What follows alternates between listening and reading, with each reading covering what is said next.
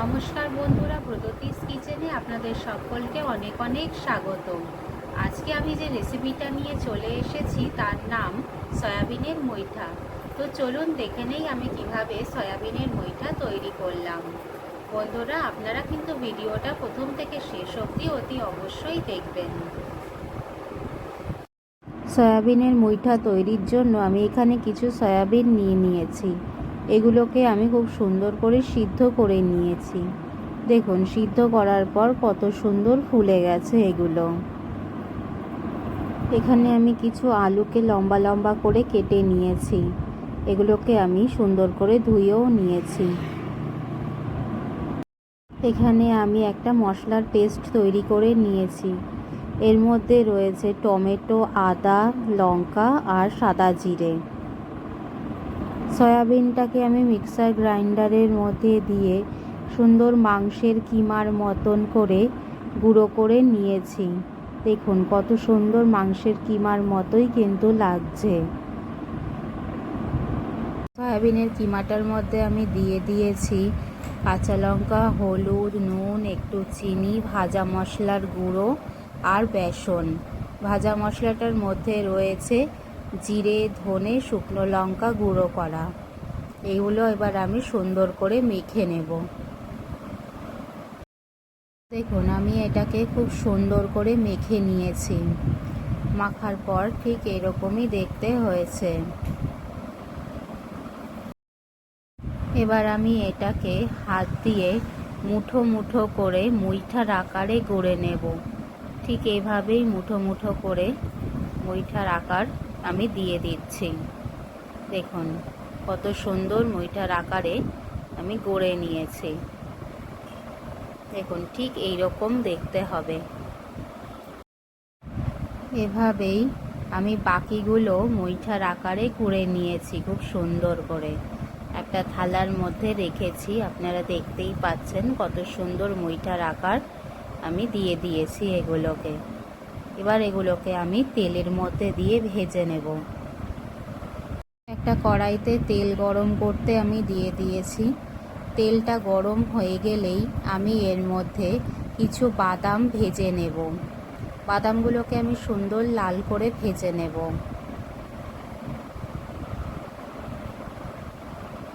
বাদামগুলো ভেজে তুলে নিয়ে এবার ওই তেলের মধ্যেই আমি মুইঠাগুলো ভালো করে লাল লাল করে ভেজে নেব।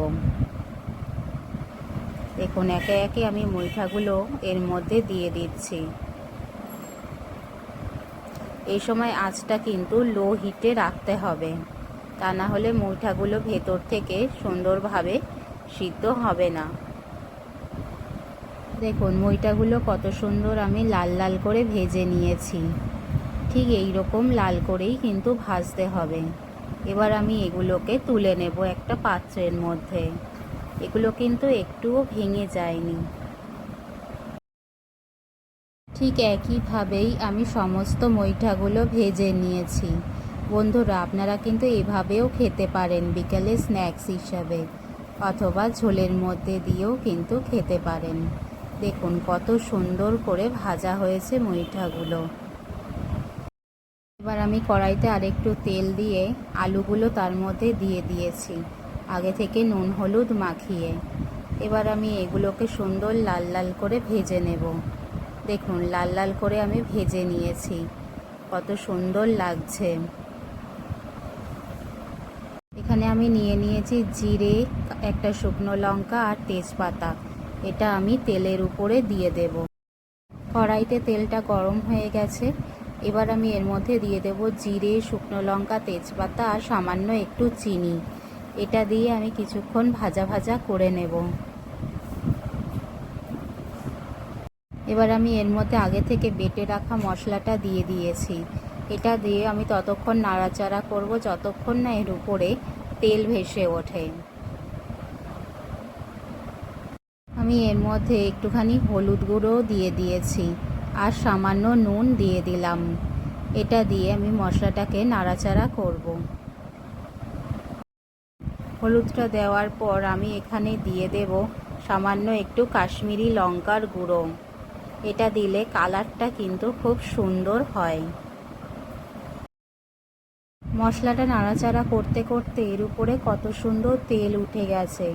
এর মানে মশলাটা কিন্তু আমি খুব সুন্দর করে কষিয়ে নিয়েছি। মশলাটা খুব সুন্দর করে ভাজা ভাজা হয়ে গেছে। এরপর আমি এর মধ্যে দিয়ে দেব 2 কাপ মতন জল। এটা দিয়ে আমি ঝোলটাকে খুব সুন্দর করে ফুটিয়ে নেব। ঝোলটা সুন্দর করে ফুটে গেছে, আপনারা দেখতেই পাচ্ছেন। এরপর আমি এর মধ্যে দিয়ে দেব আগে থেকে ভেজে রাখা আলু। এটা দিয়ে আমি কিছুক্ষণ ফুটতে দেব।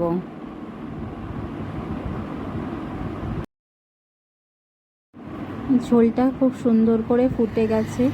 এবার আমি এর মধ্যে এক এক করে মুইঠাগুলো দিয়ে দিচ্ছি। দেখুন, এক এক করে সুন্দর করে আমি সমস্ত মুইঠাগুলো দিয়ে দেব, দিয়ে কিছুক্ষণ ফুটতে দেব। মুইঠাগুলো আমি সব ঝোলের মধ্যে দিয়ে দিয়েছি। এখন এগুলো সুন্দর করে ফুটতে শুরু করে দিয়েছে। এবার আমি এর মধ্যে দিয়ে দেব সামান্য একটু নুন আর একটু চিনি। এটা দিয়ে আমি আরও কিছুক্ষণ ফুটতে দেব। মোটামুটি মিনিট 5 মতন ফোটালেই কিন্তু রেডি হয়ে যাবে আমাদের সয়াবিনের মুইঠা।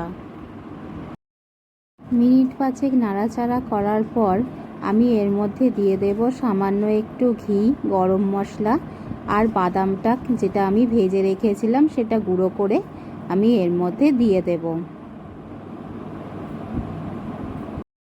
ব্যাস, তাহলেই কিন্তু রেডি হয়ে যাবে সয়াবিনের মুইঠা।